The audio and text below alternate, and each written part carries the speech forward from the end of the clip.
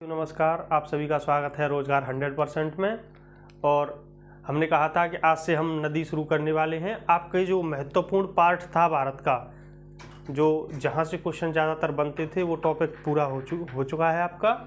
एक तो भारत का जो परिचय है वो हो गया, भारत की जो चट्टानें हैं कितने प्रकार की हैं वो हो गया, और भारत में जो हिमालय पर्वत पहाड़ जितनी भी पहाड़ियाँ हैं महत्वपूर्ण पठार हैं वो सब आपके हो चुके हैं। और आज बात करेंगे हम नदियों की, और आज से शुरू कर रहे हैं हम भारत का नदी तंत्र। तो इससे बात करने से पहले आपको 2-3 बातें याद रखनी है और वो समझ लीजिए आप कि जो नदियां हैं भारत में, नदियों को 2 भागों में बांटा गया है। एक तो हिमालय से निकलने वाली नदियां और एक प्रायद्वीप भारत की नदियां। कहने का मतलब ये है कि जो नदियां हिमालय से निकली हैं वो हिमालय की नदियां हैं, और जो नदियां तुम्हारे जो पठार है, जैसे दामोदर नदी निकली थी पठार से, कुछ नदियाँ मालवा के पठार से निकली थीं, कुछ विंध्याचल पर्वत से निकली थीं, कुछ पश्चिमी घाट से मिलेंगी। तो ये नीचे वाली जो हिमालय को छोड़कर शेष जो नदियाँ हैं, हिमालय से जो निकल रही हैं वो तो हिमालय की नदियाँ हैं, और हिमालय से जो नीचे वाली हैं ये कहलाती हैं प्रायद्वीप भारत की नदियाँ। ये कहलाती हैं तुम्हारी प्रायद्वीप भारत की नदियाँ। तो नदियों का जो विभाजन है भारत में वो 2 प्रकार का है, एक प्रायद्वीप हिमालय की नदियाँ और एक प्रायद्वीप भारत की नदियाँ। अब हिमालय की नदियाँ और प्रायद्वीप भारत की नदियाँ, तो ऐसे ही प्रायद्वीप भारत की नदियों को भी 2 भागों में बांट दिया गया है। एक बंगाल की खाड़ी में गिरने वाली नदियाँ और एक अरब सागर में गिरने वाली नदियाँ, जैसे कृष्णा, गोदावरी, महानदी, कावेरी, ये सब गिरती हैं बंगाल की खाड़ी में। और तुम्हारा नर्मदा, ताप्ती, मांडवी, जुआरी, भरतपूजा, ये सब नदियां हैं ये गिरती हैं तुम्हारी अरब सागर में। तो अरब सागर में जो गिरती हैं वो डेल्टा का निर्माण नहीं करती, और जो बंगाल की खाड़ी में गिरती हैं वो डेल्टा का निर्माण करती हैं। और आगे जानेंगे इन सब बातों को आप। और बेसिकली नदियों के 2 प्रकार हैं, एक तो कहलाती हैं पूर्ववर्ती नदियाँ और एक कहलाती हैं अनुवर्ती नदियाँ। ये 2 शब्द हैं, इनको जान लो। जैसे पूर्ववर्ती नदी, ये समझो पहले पूर्ववर्ती नदी क्या है। पूर्ववर्ती नदी से तात्पर्य है कि हिमालय जब बना नहीं था, हिमालय के बनने से पहले की नदियां हैं। मतलब जब तक हिमालय का जन्म भी नहीं हुआ था ये नदियां उससे पहले की हैं। तो इनमें कौन कौन सी हैं ये सब मैं और आगे लिखा दूंगा आपको। पूर्ववर्ती नदियां में एक है सिंधु नदी, एक है सतलज नदी और एक है ब्रह्मपुत्र नदी। तो 3 नदियां हैं पूर्ववर्ती। पूर्ववर्ती नदियां किसे कहते हैं, जो हिमालय से पहले की हैं, और अनुवर्ती जो हिमालय के बाद की हैं। जैसे गंगा, अब गंगा का जो उद्गम है वो हिमालय से है, तो पहले हिमालय बना उसके बाद गंगा का उद्गम हुआ, और पूर्ववर्ती हिमालय बाद में बना है। ये नदियां पहले से ही बह रही थीं। पहले मैंने बताया है यहाँ टैथिस सागर था, तो ये नदियां उस समय टैथिस सागर में अपना जल गिराती थीं, लेकिन हिमालय का निर्माण हुआ तो ये नदियों ने हिमालय को काट दिया और अपना रास्ता बना लिया। बताया था गॉर्ज का निर्माण करती हैं तो पर्वतों को काट देती हैं। तो आइए आज बात करते हैं हम हिमालय की नदियों की। तो हिमालय की जो नदियां हैं उनको भी हम 3 पार्ट में पढ़ते हैं, एक सिंधु नदी तंत्र, एक गंगा नदी तंत्र और एक ब्रह्मपुत्र नदी तंत्र। ये 3 ही नदियां बहुत ही महत्वपूर्ण नदियां हैं। और नदी तंत्र किसे कहते हैं, तो तंत्र का मतलब होता है मुख्य नदी में मिलने वाली नदी भी जब शामिल हो जाती हैं, जितने क्षेत्र को घेरती हैं उसी को कहते हैं हम तंत्र। ऐसे अफवाह तंत्र बताया था आपको, अफवाह तंत्र या बेसिन, नदी घाटी बेसिन।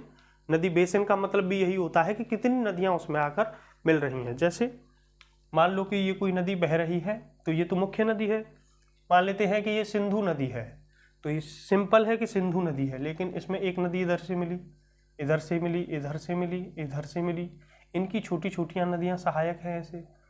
तो ये सब पूरा मिलेगा, इसको कहेंगे हम तंत्र। तो ये पूरा कहलाएगा सिंधु नदी तंत्र। क्या कहलाएगा, सिंधु नदी तंत्र। तो आज बात करेंगे हम, शुरुआत करते हैं नदियों की।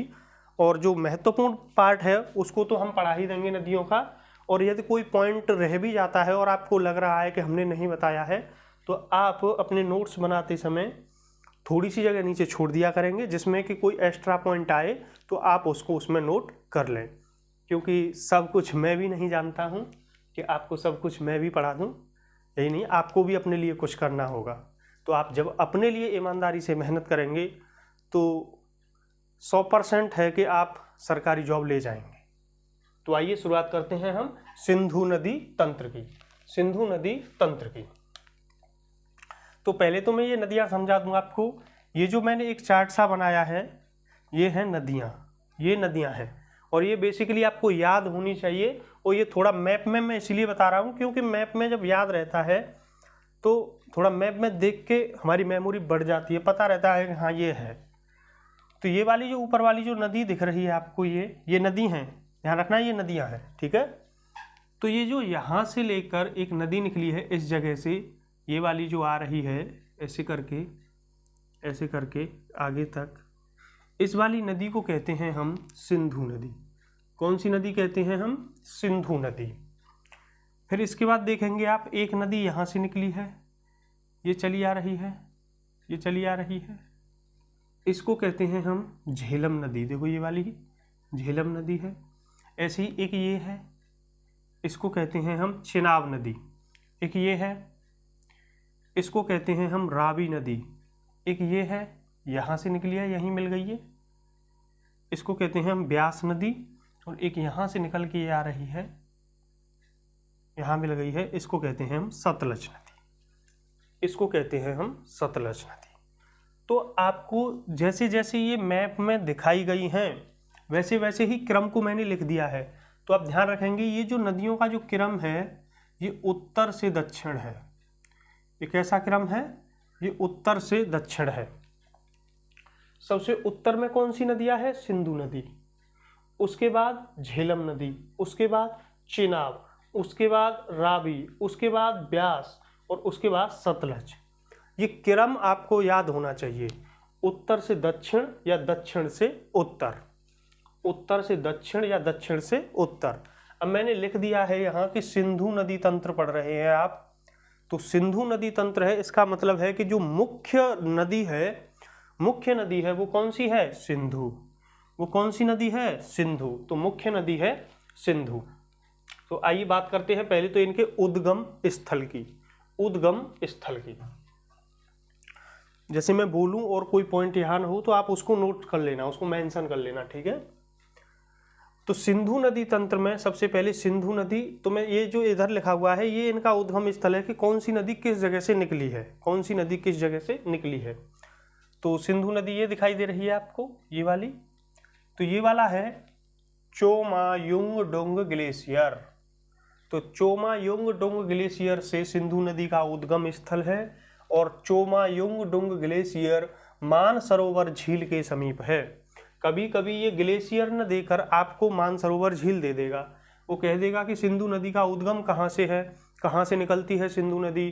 तो सिंधु नदी निकलती है मानसरोवर झील के पास से, ये भी आंसर हो सकता है, या चोमायुंगडुंग ग्लेशियर से, ये भी आंसर इसका हो सकता है, ठीक है। अब आइए आगे बढ़ते हैं। इसके बाद कौन सी है? झेलम। तो झेलम नदी का उद्गम कहाँ से है? तो शेषनाग झील से, और शेषनाग झील कहाँ है? जम्मू कश्मीर में। तो झेलम नदी कहाँ से बह रही है?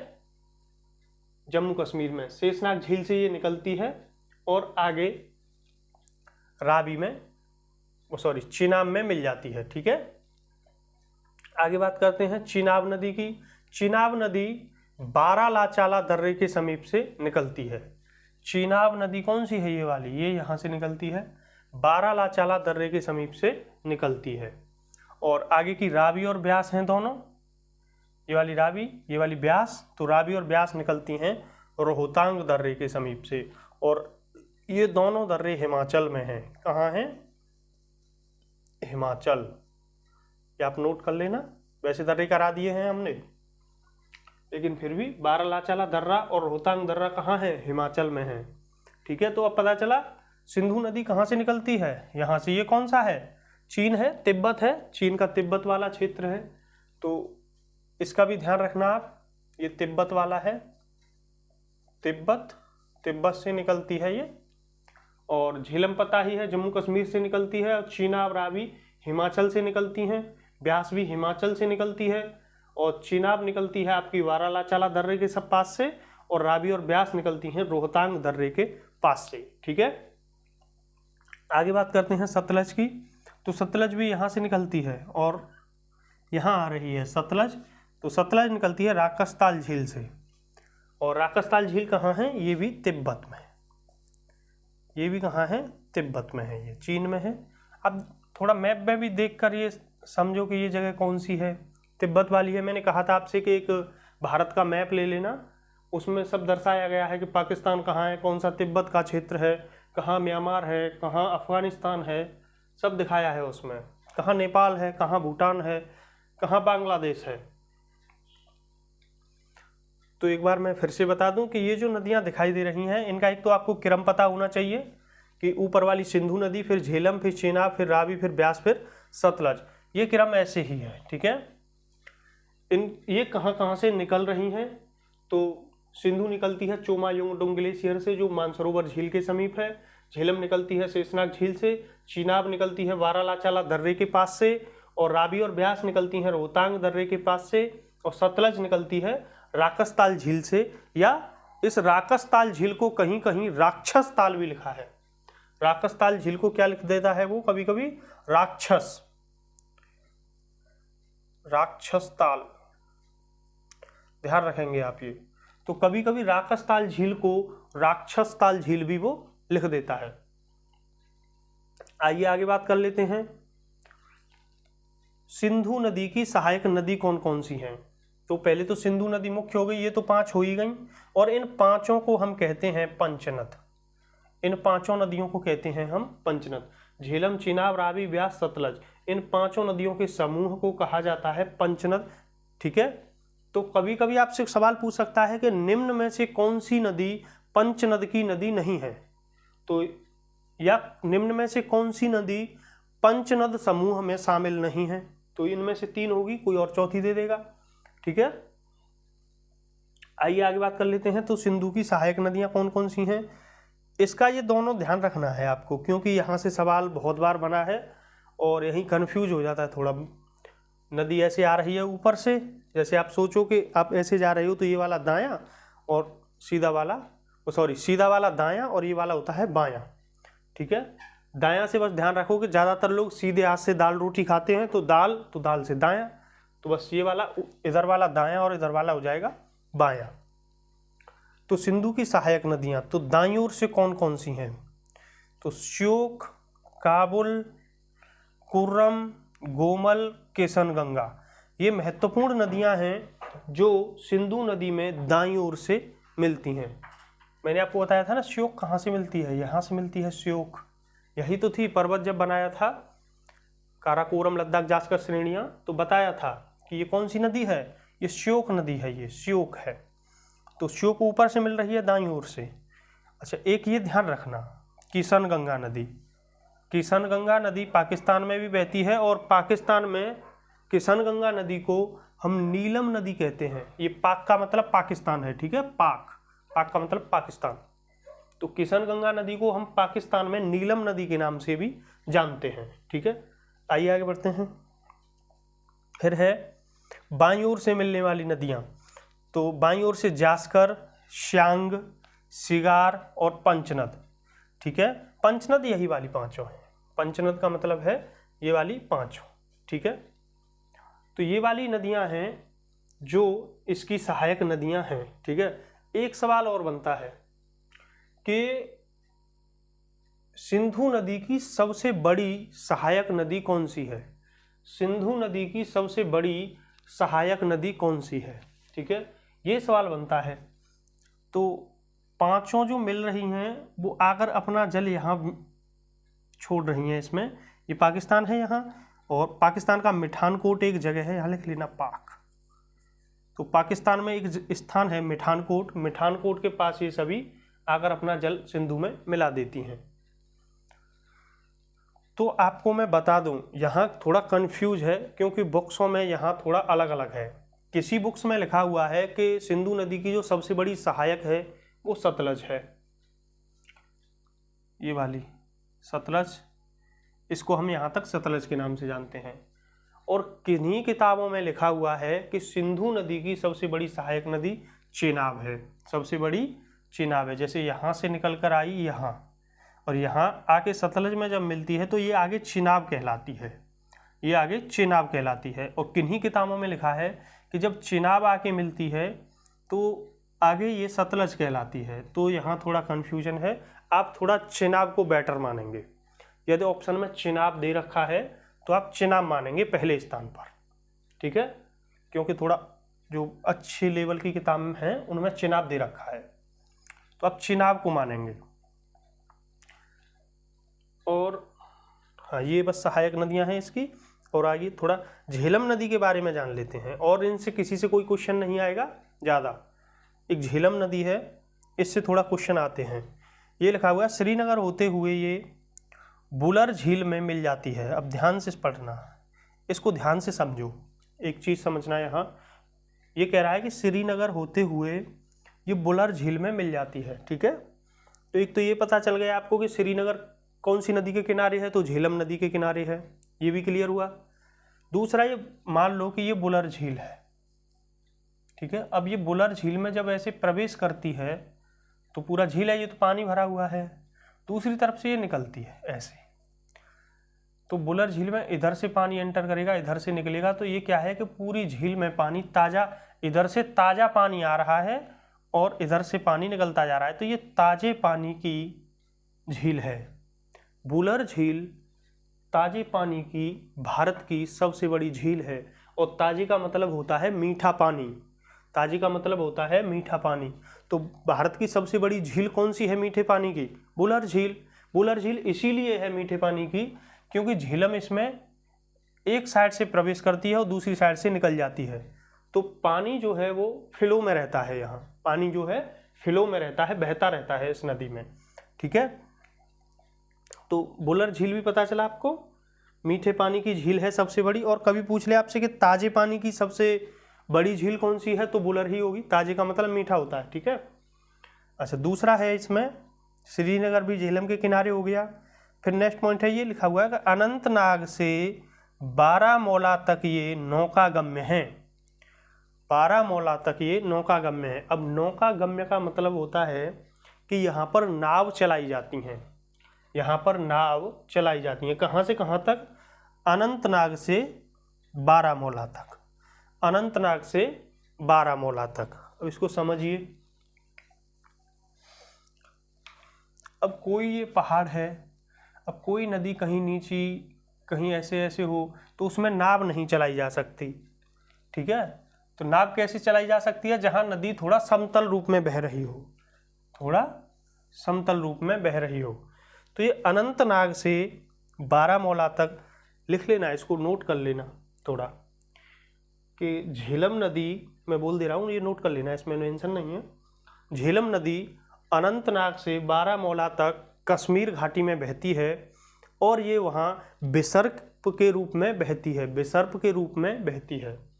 और जब विसर्प के रूप में वहीं बहेगी जहाँ जगह समतल होगी। तो ये घाटी थोड़ा समतल है, ठीक है, समतल है एकदम। जैसे हमारे जो खेत होते हैं, हम जो गेहूँ चावल वगैरह जो करते हैं ऐसे समतल ही तो होते हैं, वो ऊंचे नीचे नहीं होते, तो समतल है ऐसे वहाँ पर। थोड़ा विसर्प के रूप में ये बहती है, तो वहाँ पर इसमें आपकी जो नाव हैं वो चलाई जाती हैं। इसमें नाव जो होती हैं वो चलाई जाती हैं, ठीक है। एक और बात, तो नाव चलाई जाती हैं, नौकागम्य यही है। यहाँ पर इसके बीच अनंतनाग और बारामूला के बीच में यहाँ नाव तो चलाई जाती हैं, नाव में यहाँ मिट्टियाँ भर के खेती भी की जाती है। यहाँ नाव में मिट्टियाँ भर के खेती की जाती है। खेती किसकी की जाती है? सब्जियों की। खेती किसकी की जाती है? सब्जियों की। तो आप ध्यान रखेंगे, ये लिख लेना आप कि यह अनंतनाग से बारामूला तक नौकागम्य है और यहाँ यह कश्मीर की घाटी में बहती है और यहाँ पर नावों में मिट्टी डालकर सब्जियों की खेती की जाती है। इतना आप इसमें मेंशन कर लेना, ठीक है। आइए हम आगे बढ़ते हैं। अब एक पॉइंट और आता है यहाँ, ये जो पॉइंट दिखाई दे, और ये आप में कुछ नहीं पूछेगा आपसे, ये वाला, ये पंजाब है यहाँ, ठीक है, और ये है हिमाचल। एक ही अकेली नदी है सिंधु नदी की, एक ही अकेली नदी ऐसी सहायक नदी है जो अकेली सिर्फ भारत में बहती है, ये पंचनद में अकेली ऐसी नदी जो केवल भारत में बहती है। सवाल यही बनता था कि कौन सी नदी है पंचनद की जो केवल भारत में बहती है, तो ब्यास नदी तुम्हारा हिमाचल और पंजाब में बहती है, ठीक है। ये कहाँ बहती है? हिमाचल और पंजाब, इन दो राज्यों में केवल ये बहती है। और ये वाला जो जैसे ही सतलज में ये ब्यास मिलती है कपूरथला के निकट, तो यहाँ पर है हरके बैराज, हरके बांध कहाँ पर है? पंजाब में, कपूरथला के पास। तो आप एक पॉइंट लिखो, मैं इसको लिखवाई देता हूँ, लिखो, ब्यास नदी डालकर लिखो, ब्यास नदी हेडिंग डाल लो और उसमें लिखो ब्यास नदी केवल पंचनद की ऐसी नदी है जो भारत में बहती है, और पंजाब में कपूरथला के निकट यह सतलज से मिल जाती है, जहां हरके बैराज या बांध है। इसी हरके बांध से इंदिरा गांधी नहर निकाली गई है, इसी हरके बांध से इंदिरा गांधी नहर निकाली गई है, जो पश्चिमी राजस्थान में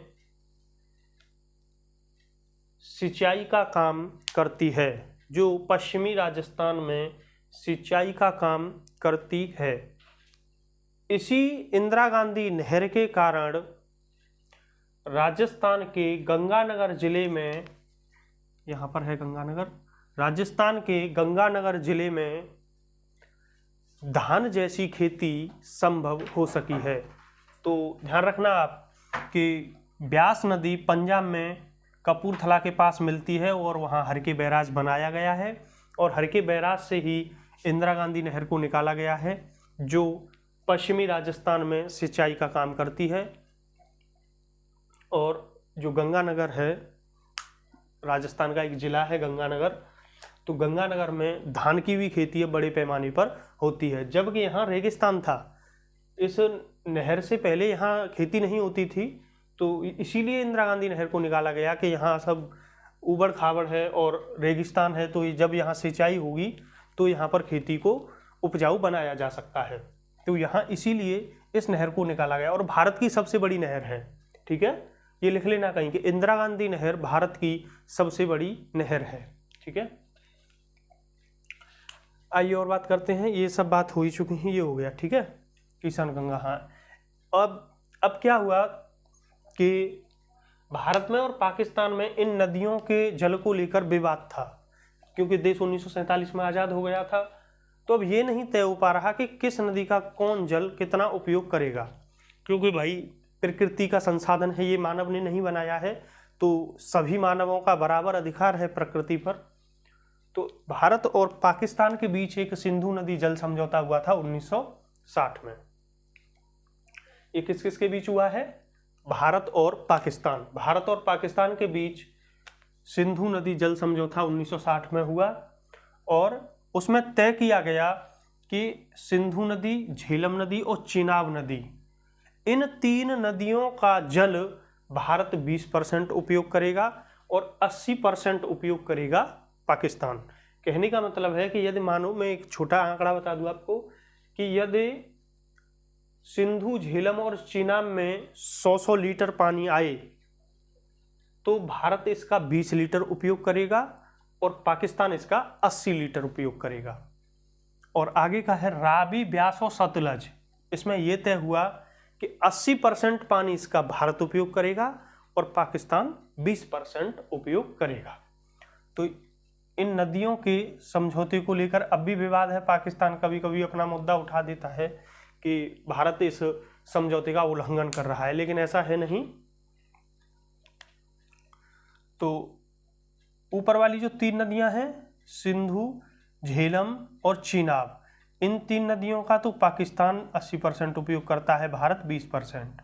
और नीचे वाली जो 3 हैं इनका भारत 80% उपयोग करता है और पाकिस्तान 20%। ठीक है, ये करा ही दिया है कि ब्यास नदी केवल भारत में बहती है, हिमाचल पंजाब में, हरिके में, कपूरथला के निकट। ठीक है, अब लास्ट पॉइंट बचा है आपका नदी और लंबाई। ये फैक्चुअल है, ये आप थोड़ा याद रखेंगे कि ब्रह्मपुत्र की लंबाई इतनी है, सिंधु की लंबाई जैसे ब्रह्मपुत्र की 2900 किमी, सिंधु की 2880 किमी, गंगा की 2525 किमी, सतलज की 1500, गोदावरी की 1465 और यमुना की 1385 किमी। आपको ये थोड़ा 5-6 नदियां हैं, इनकी लंबाई याद रखनी है। अब आप थोड़ा ध्यान से, यहाँ सवाल बनता है कई, यहाँ सवाल बनेगा आपसे कि भारत की सबसे लंबी नदी कौन सी है? तो भारत की सबसे लंबी नदी है गंगा, क्योंकि गंगा का जन्म भारत से होता है, तो ये भारत की है। ठीक है, गंगा का जन्म भारत से होता है, उत्तराखंड से निकली है, गोमुख से, वही गंगोत्री ग्लेशियर से, उसी को गोमुख कहते हैं। तो गंगा का जो भारत की शब्द आएगा, भारत की सबसे लंबी नदी गंगा। एक आएगा भारत में होकर बहने वाली सबसे लंबी नदी, तो वो आएगी फिर ब्रह्मपुत्र, क्योंकि ब्रह्मपुत्र भारत में होकर बहती है लेकिन भारत की नहीं है। ठीक है, क्योंकि इसका जन्म तिब्बत से हुआ है, तो भारत से नहीं हुआ, तो ये भारत की नहीं है। ठीक है, दूसरा कभी पूछ ले कि भारत में होकर बहने वाली दूसरी सबसे लंबी नदी, तो सिंधु हो जाएगी। वैसे इतना डिटेल में जाएगा नहीं थोड़ा, पर फिर भी आपको याद तो रखना ही है थोड़ा, क्योंकि 5-6 नदियों की लंबाई याद रखना भी जरूरी है। कभी क्रम से भी पूछ सकता है कि निम्न में से आरोही क्रम लगाइए नदियों का लंबाई के आधार पर, क्योंकि पेपर का कोई भरोसा नहीं है, स्टैंडर्ड बड़ा होता जा रहा है पेपर का। ठीक है, आइए मैं एक बार रिकॉल कर देता हूं। तो आज हमने बड़ा सिंधु नदी तंत्र पर ध्यान दिया है। तो सिंधु नदी की जो महत्वपूर्ण नदियां हैं, ये 5 नदियां हैं सहायक। सिंधु की झेलम, चीनाब, रावी, ब्यास, सतलज, इन 5 को हम पंचनद कहते हैं, क्योंकि ये 5 पंजाब में बहती हैं, इसीलिए पंजाब के नाम पर ही इसका नाम पंचनद पड़ा है। ठीक है, सिंधु नदी का जो उद्गम है वो चेमायोंगडोंग ग्लेशियर से है, मानसरोवर झील के निकट, ये तिब्बत में है। और झेलम नदी का उद्गम स्थल शेषनाग झील से है, जो बैरीनाग झील के निकट है, जम्मू कश्मीर से है। ठीक है, चीनाब का बारालाचाला दर्रे के समीप से है, जो हिमाचल में है। रावी और ब्यास का रोहतांग दर्रे के समीप से है, जो हिमाचल में है। और सतलज नदी का राकसताल या राक्षसताल झील से है, जो तिब्बत में है। ठीक है, सिंधु की सहायक नदियां दाईं ओर से मिलने वाली श्योक, काबुल, कुर्रम, गोमल और किशन गंगा। किशन गंगा को पाकिस्तान में नीलम नदी के नाम से जानते हैं। और बाईं ओर से मिलने वाली जास्कर, श्यांग, सिगार, पंचनद यही वाली हैं। झेलम श्रीनगर होते हुए ये बुलर झील में मिल जाती है। ठीक है, तो बुलर झील में जैसे मिलती है तो एक साइड से मिलती है, दूसरी साइड से निकल जाती है, तो इसीलिए बुलर झील में हमेशा ताज़ा पानी बना रहता है और वह भारत की सबसे बड़ी मीठे पानी की या ताज़े पानी की झील है। और यह अनंतनाग से बारामूला तक ये नौकागम्य है, जहाँ ये कश्मीर घाटी में बहती है और विसर्प के रूप में बहती है, जहाँ पर नावों में मिट्टी रखकर सब्जियों की खेती की जाती है। और ब्यास नदी केवल पंचनद की एक अकेली ऐसी नदी है जो केवल भारत में बहती है, पंजाब और हिमाचल में। और कपूरथला के पास ये सतलज में मिल जाती है, कपूरथला के पास ये सतलज में मिल जाती है। और यहीं पर हरके बैराज है, जहाँ से भारत की सबसे लंबी नहर इंदिरा गांधी नहर को निकाला गया है, जो पश्चिमी राजस्थान में सिंचाई का काम करती है। इसके ही कारण, इस इंदिरा गांधी नहर के ही कारण राजस्थान के गंगानगर जैसे जिले में धान की कृषि संभव हो पाई है। सिंधु नदी जल समझौता भारत और पाकिस्तान के बीच 1960 में हुआ, जिसमें तय किया गया कि सिंधु, झेलम और चिनाब नदी का 20% पानी भारत उपयोग करेगा और 80% पानी पाकिस्तान उपयोग करेगा। और रावी, ब्यास और सतलज में ये तय हुआ कि इसका 80% पानी भारत उपयोग करेगा और 20% पानी पाकिस्तान उपयोग करेगा। और ये महत्वपूर्ण नदियां हैं, इनकी लंबाई है, जैसे ब्रह्मपुत्र की लंबाई 2900 किलोमीटर है, सिंधु की लंबाई 2880 किमी है, गंगा की लंबाई 2525 किमी है और सतलज की लंबाई 1500 किमी है, गोदावरी की लंबाई 1465 किमी है और यमुना की लंबाई 1385 किमी है। भारत हाँ, एक बात और कहीं मेंशन कर लेना कि सिंधु नदी की सबसे बड़ी सहायक नदी चेनाब नदी है, और यदि चेनाब नहीं हो तो फिर सतलज नदी है। ठीक है। और भारत की सबसे लंबी नदी गंगा, भारत में होकर बहने वाली सबसे लंबी नदी ब्रह्मपुत्र। इतनी बात आज कर ली है।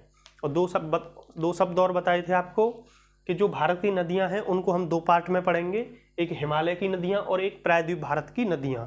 और हिमालय की नदियां हैं वो 3 भागों में बांटी गई हैं, एक सिंधु नदी तंत्र, एक गंगा नदी तंत्र और एक ब्रह्मपुत्र नदी तंत्र। तो सिंधु नदी तंत्र की हमने आज महत्वपूर्ण जो तथ्य थे उन पर बातें आज हमने कर ली हैं। नेक्स्ट क्लास में आप पढ़ेंगे गंगा नदी तंत्र, और प्रायद्वीप भारत की नदियों को आप 2 तरीके से पढ़ेंगे, एक बंगाल की खाड़ी में मिलने वाली और एक अरब सागर में मिलने वाली नदियां। और पूर्ववर्ती नदियां किसे कहते हैं? जो हिमालय के पहले से ही हैं। तो ये मेंशन कर लेना आप कहीं, एक छोटा सा डैश लगाओ पूर्ववर्ती नदी डालकर, पूर्ववर्ती नदियां डैश। पूर्ववर्ती नदियां हिमालय से पहले की हैं, इन्होंने हिमालय को काटकर अपना रास्ता बना लिया है। जैसे सिंधु, सतलज, ब्रह्मपुत्र मोस्ट इंपोर्टेंट हैं तीनों नदी। अब ध्यान रखेंगे कि तीनों ही नदियां पूर्ववर्ती हैं हिमालय से पहले की, बाद बाकी अनुवर्ती हिमालय से निकलने वाली हैं जो हिमालय के जन्म के बाद आई हैं। ठीक है। तो क्लास को हम आज यहीं स्टॉप कर देते हैं, और आप साथ ही साथ नोट्स बनाते चलेंगे।